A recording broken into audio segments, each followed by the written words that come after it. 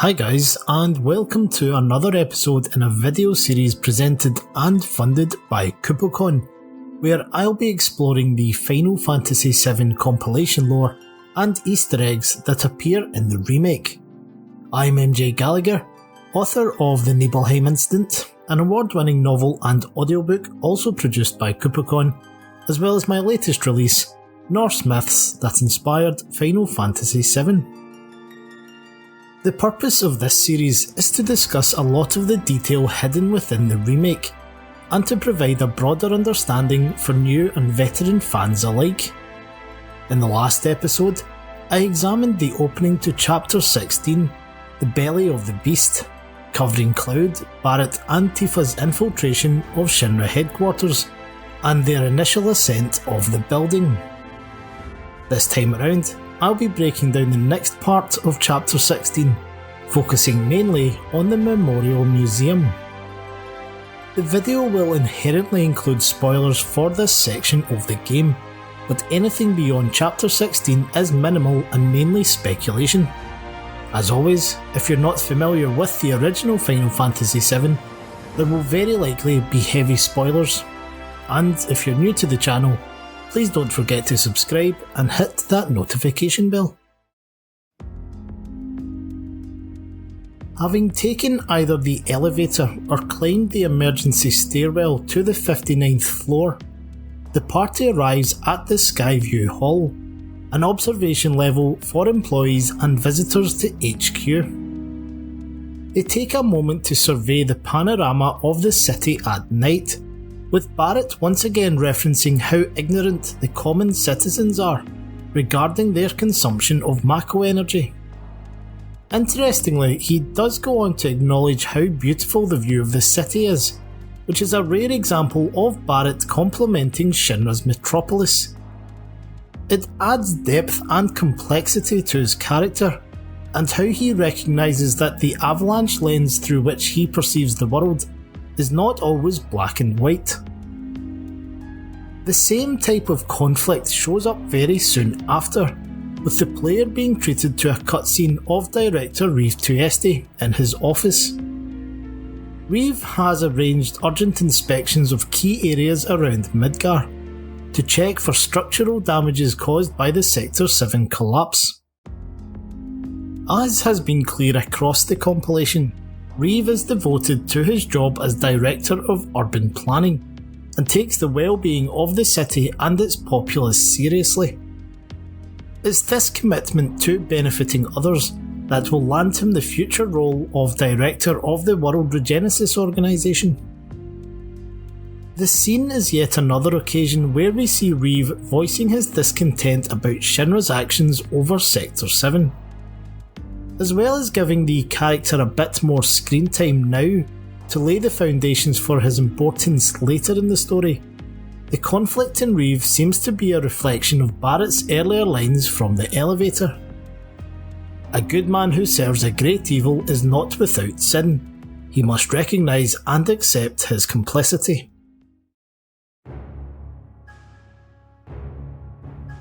Arriving on the 60th floor, the group discovers the Memorial Museum, and the first stop is the President Shinra exhibit. Barret, as expected, is absolutely disgusted by this, not least the solid gold statue of the President at the entrance. This whole section is presented as a public tour, which serves as a meta-reference for players who are new to the story. The tour is concise but informative, bypassing the need for heavy exposition elsewhere in the game. It also replaces some of the unnecessary upper floors from the original Final Fantasy VII, such as the spa area and gym, or the locked doors puzzle. Anyway, behind the statue is a large art panel, depicting the evolution of the company from arms manufacturer to transport to Mako energy production. It might not be obvious at first glance, but the warehouse on the left is where Shinra originally made its weapons, as is confirmed in the Material Ultimania. I've mentioned this in previous episodes, But prior to the discovery of Mako energy around 50 years ago, the company was known as Shinra Manufacturing Works. Veteran fans will likely have spotted the silhouette of the Mount Nebo Mako reactor on the right. This isn't random because the facility was actually Shinra's first reactor, built 40 years before Final Fantasy VII begins. In fact, as I discussed in my Chapter 15 video, the Mount Nebo site's success is what prompted Midgar's earliest reactor to be constructed. What's curious about the panel is that neither Cloud nor Tifa react to it. Not only is the reactor an iconic part of their hometown, it was the location of an event that has profoundly shaped Cloud and Tifa's lives. Following the room clockwise, the next items on display are a handful of President Shinra's cigars. This may seem like an odd inclusion, but Tetsuya Nomura's original character illustration did have the President smoking a cigar. Next is a replica of the President's golden gun. This is a foreshadowing of a moment later in Remake, but it's also a clever reference to the James Bond franchise. The movie The Man with the Golden Gun features the villain Francisco Scaramanga, known to use a pistol made from solid gold. What's interesting here is that the film is set against the backdrop of the real world's energy crisis in 1973, where Scaramanga's plan is to make a fortune from high-powered solar energy. I'm sure there's an allusion to President Shinra's Mako production in there somewhere. Behind the gun display is a portrait of the President and Mayor Domino, commemorating Midgar's founding thanks to Shinra's wealth. This too is a bit of a foreshadowing, but I'll talk more about Domino in a later video. For now though, I'd like to point out the flower on President Shinra's jacket.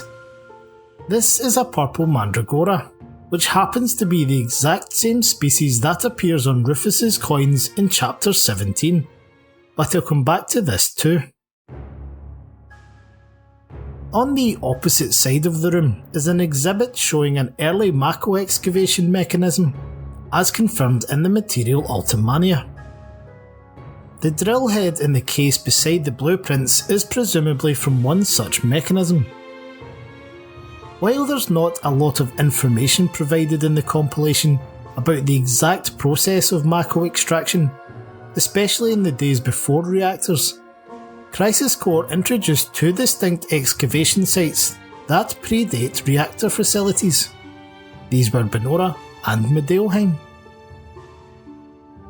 There's also a photograph of a young President Shinra working in the weapons factory.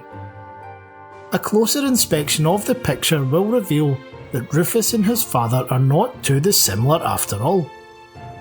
I would like to point out though that we have an entire museum area dedicated to President Shinra, but we are still none the wiser as to what his official first name is. I appreciate I visited these exhibits in reverse order, but the reason for that is the photograph I'm now going to talk about, which is one of my favourite Easter eggs in the whole game. The image is a staff photo taken outside the Shinra factory approximately 50 years ago. Traditionally, the person sitting in the middle of the bottom row is the foremost authority, in this case likely the company director.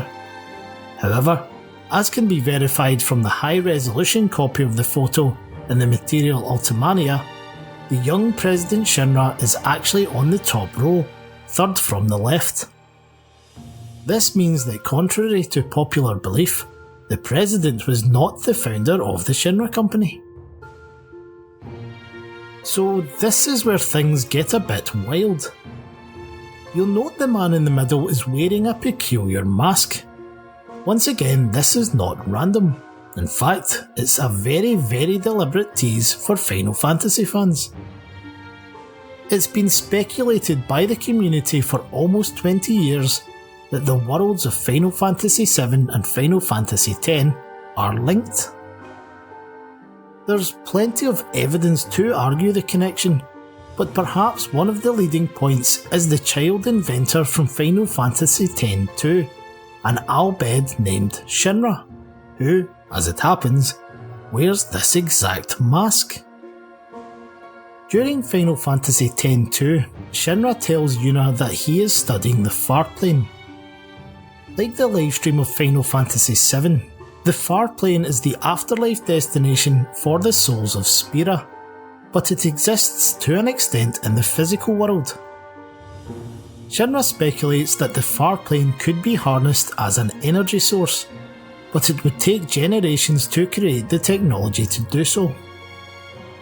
The game's scenario writer, Kazushige Najima, also responsible for most of Final Fantasy VII's compilation and remake, was quoted in an interview in the Final Fantasy VII Ultimania Omega as saying that the young Al-Bhed inventor did begin work on this after the conclusion of Final Fantasy X-2.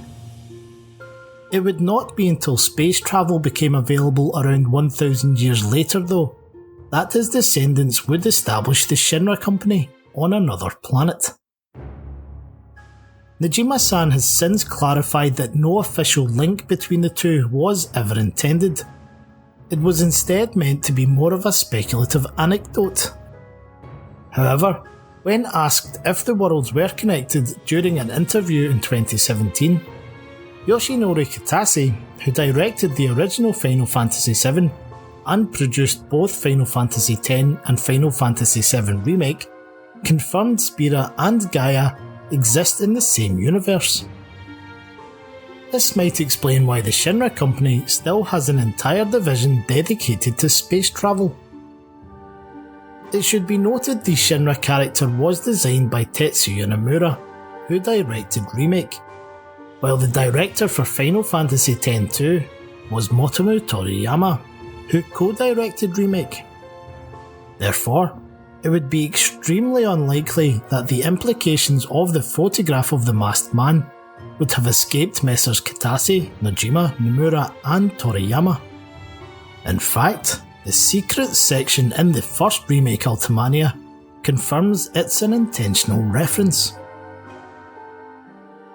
As a side note, while difficult to spot during open gameplay, there are also some copies of a book dotted around HQ, titled The Legend of Shinra. These have the mask on the cover as well, and one can be seen on a filing system behind Reeve during the previous cutscene. However, once again, the image is best viewed in the Material Ultimania. A big thank you to my friend and community guru Schrodinger's Baby Seal for bringing the book to my attention. Moving on, the player will come to the Business Division exhibit, with small areas dedicated to advanced weaponry, space and aeronautics, research and development, public security, and urban planning respectively. The introduction to advanced weaponry by a hologram of Director Scarlet is out of commission, but opposite is one from Palmer, Director of Space and Aeronautics. Eagle-eyed fans may have noticed that the artwork on the display panel resembles the Shinra No. 26 rocket, a craft Palmer is associated with in the original Final Fantasy VII, and something I touched on in the last episode. Palmer's hologram says that his division has taken rocket systems developed for military applications and adapted them to a different purpose. It's likely the missile test area found in the scrapyard of the Sector 5 slums relates to this, as does the rusting shell of the rocket found at the rear of Aerith's church. I explain the background to that in the first video of my Chapter 8 breakdown trilogy. On the other side of the partition is the public security exhibit, but Director Heidegger's hologram is also down for maintenance. Something worth highlighting here is the subtle reference to the superhuman attributes of Soldier, because the Public Security Corps personnel are adjacent to Heidegger, while the Soldier 3rd class display is situated next to Hojo, despite the elite combatants also being in Heidegger's chain of command. The illusion, of course, is that Professor Hojo's Research and Development Division is responsible for the blend of Mako infusion and Genova cells that give soldiers their strength. Similar to the Mount Nebo reactor art I mentioned earlier, it's also curious that Cloud does not react to the pair of Mako tanks on display. These closely resemble the capsules he and Zack were held in for 4 years in the Shinra Manor basement, and Chapter 13 of Remake has already set the precedent for suggesting Cloud's fractured memories are triggered at the sight of such tanks. My next observation isn't so much an Easter egg as something that many fans may not have picked up on, and it relates to a theme that appears across some of the exhibit. First of all, the robotic hand at the centre of the room is a callback to Chapter 9 and the collapsed expressway, where Cloud had to operate similar machinery to move Aerith around. These arms are based on one from the original game's Sector 6 slums, located on the ruined highway. Among the public security displays is a Guard 1000 V-bike that belongs to the Midgar Highway Patrol. What's really unusual here is that this specific vehicle is the only one in the entire game to include the word Shinra as Shin-Ra, which is how it was written in the old Final Fantasy VII. Examining other Guard 1000 Vs in HQ will show the one on the 60th floor to be an anomaly. It's unclear if this is a mistake by developers or a deliberate reference to the original game. Director Reeves' holographic presentation also mentions a highway. Not just any highway, mind you, but the Intraplate Expressway currently being worked on by urban planning. The purpose of this route is to better connect the people of Midgar, and may be the same unfinished road the party escapes along during their flight from the Shinra building. Before we move on, one of the coolest Easter eggs to appear in the entire museum is the concept art of a sprawling futuristic city by the coast. A closer inspection will show that the metropolis has tiered levels, or plates, with plenty of greenery, hypothetically powered by energy-efficient reactors. This is none other than President Shinra's vision of Neo Midgar, a city he hopes to construct at the promised land of the ancients. In the original Final Fantasy VII, the President describes the promised land as a place so abundant in Mako that the energy will come out on its own.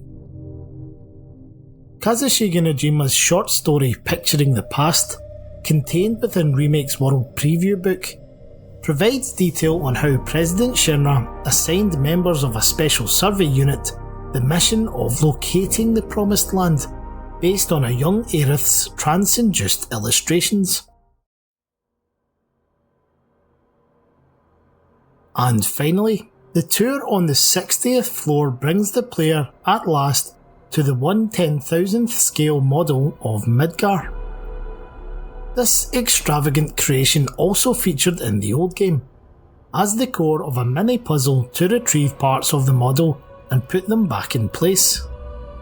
That version included the historic Sector 6 plate collapse too.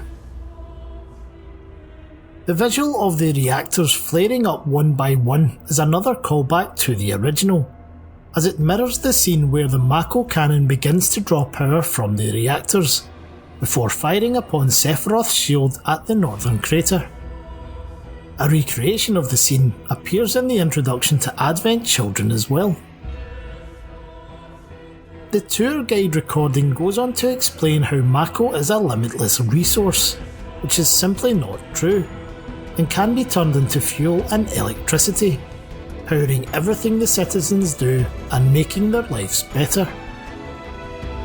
Tifa turns away in disgust at this, which may be an allusion to her famous line from the Nibelheim incident, where she declares her hatred for Shinra and their Mako reactors. Cloud goes on to cause a bit of friction when he claims Mako has made the people's lives better. Barrett responds by admitting he had once bought into Shinra's lies too, looking at his gun arm as he does so. This is a reference to what happened at Barrett's hometown of Corel. Barrett had been a strong advocate for allowing Shinra to construct a reactor in the mountains around the town, effectively rendering their local coal mining industry obsolete. However, sometime later, following an incident at the Corel reactor, an incident ironically caused by the old avalanche, as revealed during Before Crisis, Barrett is shot in the arm and has to have it amputated. The gun now serves as both a weapon against Shinra and a grim reminder of his past. Well folks, this has been my recap of the compilation lore and Easter eggs from the second part of Chapter 16. I hope you've enjoyed it, and please be sure to leave a comment with any feedback or something you think I've missed. If you haven't already done so, I invite you to check out my Patreon account, where you'll find free downloads of my unofficial novelisation of Final Fantasy VII, the Nibelheim incident, and so much more.